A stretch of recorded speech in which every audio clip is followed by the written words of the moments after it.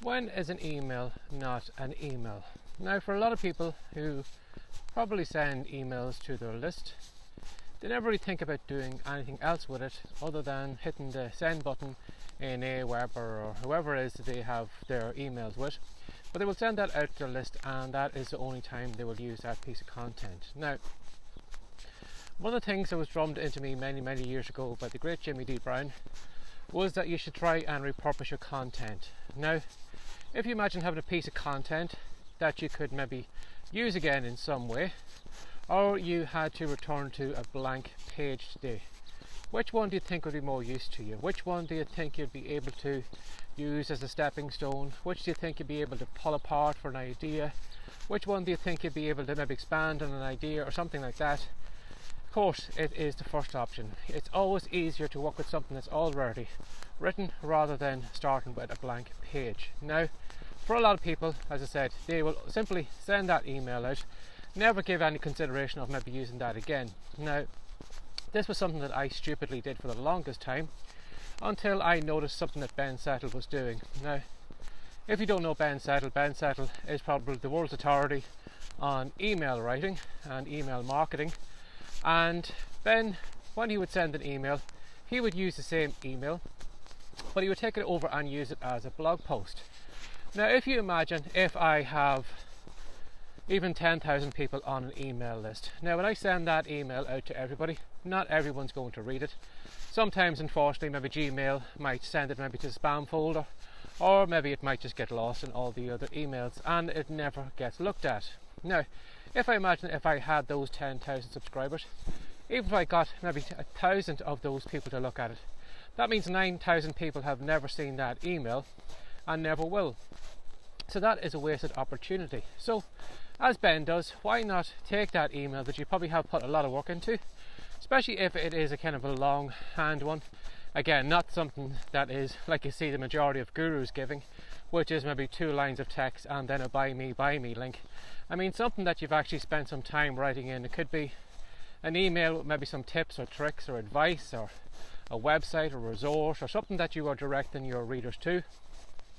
Instead of letting that go to waste, copy and paste it and put it over onto your blog. So not only will, if people who are on your email list do sometimes go to your blog now and then, there is a good chance that they would probably come over there and see the piece of content for the first time and might actually take action on whatever information you have put on it. And as well too, because it is on your blog, it leaves it open to the whole world to see. So you never know, it might turn up maybe in a Google search. You might get free traffic from Google. You might get somebody who might share it on a Facebook page and could direct maybe some of the traffic from their following over to your website or your blog. So think about that. Rather than, sending the email out and forgetting about it, make more use out of it, because it's going to be less effort for you in the long run. Now, another thing you can do too, apart from copying and pasting that email, again, this is only for emails that you put some effort or some work into. Again, something like maybe a 10 tips email or a resource that everybody should know about. Now, what you can do is something I had done in the past, was simply go over to that blog post that you had posted the email on, simply fire up some screen capture software and record yourself reading through the piece. Now, when I mean reading through the piece, I don't mean that you should read it word for word, but if you simply just touch on points in the video as you're going through it, because if you are maybe doing videos for the first time, speaking to camera, it's very easy to get lost. It's easy to forget a point maybe that's important that you think your viewers should know about. But at least when you are doing a screen capture video, you have that piece of text on the page, so it's very easy to refer to it from time to time, go back through them points, and you will find, as I have many times, I've often sent an email off and then I've kicked myself maybe for not adding another piece of advice or for not making the viewer aware of maybe a website or something like that. So this is like a second chance you get to come back to that email. And as I said, when you have it on the blog and you're going through it, make sure you bring up those points. Make sure you bring up that resource that you forgot about. Maybe if you do find that you didn't explain something properly in that email, now's your chance to take your time, slow down and explain a little bit further, so that message actually gets through to them and it's clear, rather than maybe the quick piece of text that you sent the email. At least you can expand in a video. So when you use this piece of software like that and you're recording your video, what you can do is you can take that email then, that video, and you can host it on YouTube. And again, what you can do is you can bring that YouTube video back to your blog again. So not only have you an email, but you've also got a blog post, you've also got a video, and if you are inclined and if you'd like to have maybe a podcast, why not take that YouTube video? Now you'll find loads of websites that can strip the MP3 files from YouTube videos. If you do a Google search for YouTube to MP3, you'll find a lot of free sites that allow you to do that. And what you can do then is you can strip the MP3, you can record, you can take the audio file from it, and then you have a podcast episode.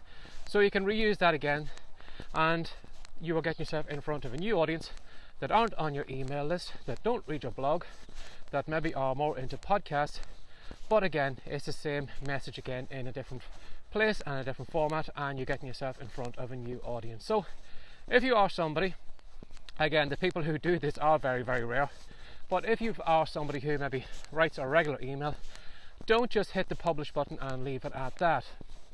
Try and find some way of reusing it.